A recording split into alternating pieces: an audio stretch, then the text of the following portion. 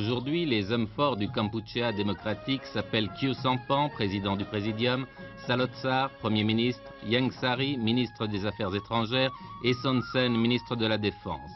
Khieu Samphan, ancien étudiant à la Sorbonne, représenterait une tendance modérée pro-chinoise. Ieng Sary, lui, ancien sorbonnard également, est un pur stalinien que l'on dit pro-vietnamien. Ce sont ces intellectuels qui ont conçu et dirigé la révolution Khmer Rouge.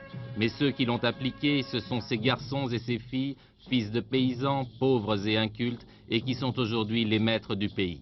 Quant à Sihanouk, qui a refusé l'humiliation de l'exil, il travaillerait dans les rizières comme tout le monde. Certains dirigeants, par exemple comme Khieu Samphan, le président du Présidium actuel, était vraiment impur. Quand il était ministre du Commerce, il faisait l'admiration d'un certain nombre de gens. Quand il était directeur d'un journal, l'Observateur, qui était très lu dans le milieu étudiant pour ses idées, pour son honnêteté, honnêteté personnelle, honnêteté intellectuelle également.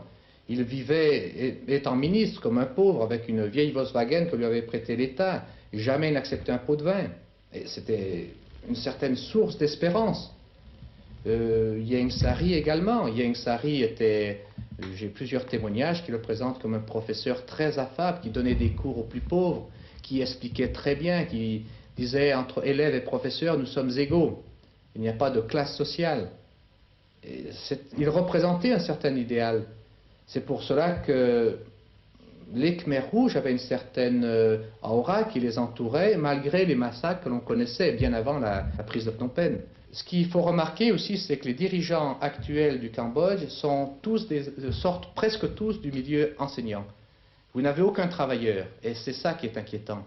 Ce sont des gens qui ont fait leur révolution, qui ont établi leur projet de révolution dans l'abstrait, sans se rendre compte forcément des aboutissements, des répercussions pratiques de leur révolution, et ensuite qui l'appliquent avec l'efficacité que donne la praxis marxiste du pouvoir. Et c'est ça qui est terrible.